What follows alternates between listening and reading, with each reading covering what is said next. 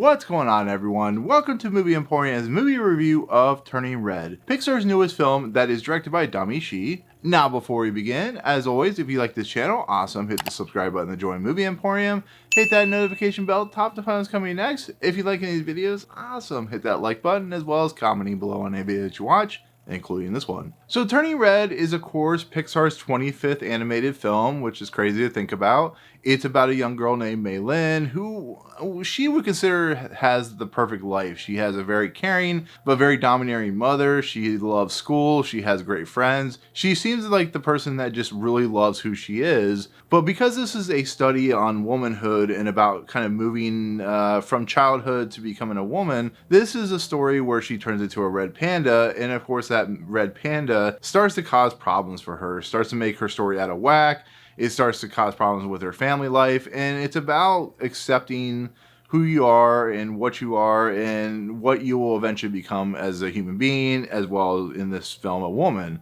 And so that's a pretty interesting storytelling aspect, because the idea of Pixar themselves is they are known for doing humanistic tales about family and how important family is and how important moving on is in life and death and, you know, all those types of things. Every story has its own humanistic approach in some form or fashion. But I don't think there's ever been a Pixar movie that has really focused on the ideas of the adolescent to adulthood type situation. You know, there is the idea, in fact, that has been shown in a lot of reviews for this film about what the Red Panda is entailing.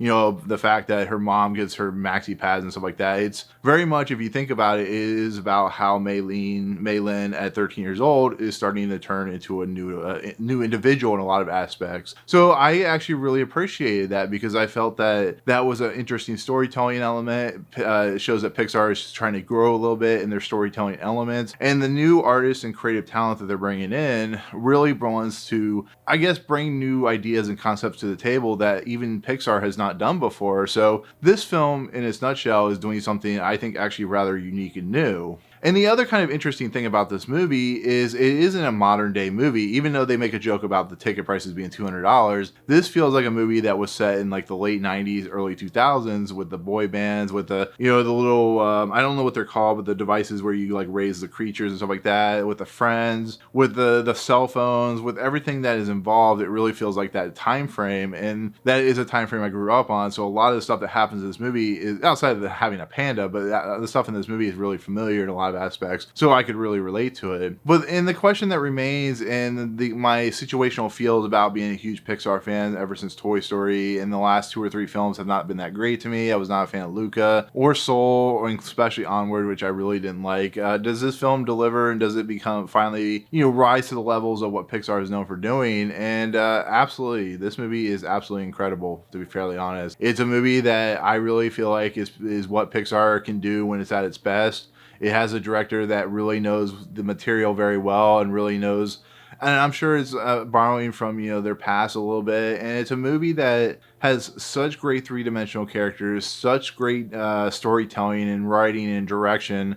The fact that they use a panda to instill the idea of going to a womanhood and moving up, and, you know, the idea of trying to, you know, get past the idea of being a child and having your parents kind of domineer you in a lot of respects, is a powerful storytelling element. It's done to perfection in this movie. I actually, as much as if you want to believe it, I was actually not looking forward to this movie. I didn't really like the trailers to this movie.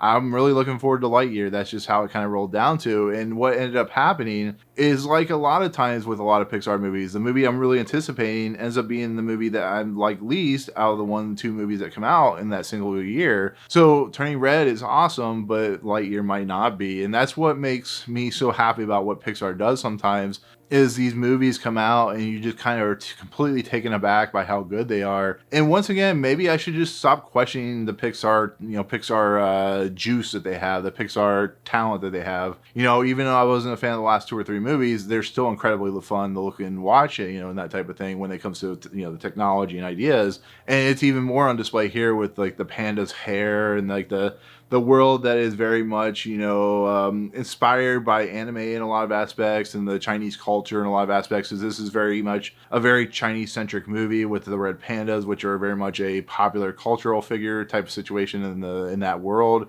And it's just a movie with a lot of heart to it, a lot of Pixar magic. And of course, this comes from Domee, who of course did the Bao short a few years ago, which I thought was fantastic and very heartwarming and very heartfelt. But you know, the whole ending was her eating the Bao food and it being sentient and stuff like that was really, really weird. But I think Pixar giving her a chance to do a film like this, letting it be a more teenage adult type film, and creating this world that is absolutely just amazing to watch and fun, and it's very, very funny and entertaining. And like I said, for somebody like me, I remember this kind of crowd back in the day with the Backstreet Boys and NSYNC. So that whole concept of the boy band, people think it's a little too much, but that's how it was, and that's kind of what they're showing. And it also shows how sometimes parents can get a little too aggressive in their nature of protection, and when somebody wants to get out of that shell, the parents are so worried that they protect them, and you see that a lot of times in Mei Ling's mom, and it comes to a head later on in the climax of this movie, which is a lot of fun and very entertaining and just kind of all over the place when it comes to just the humorous nature and also the scariest nature and stuff like that. But to kind of close out this review, this is a movie that has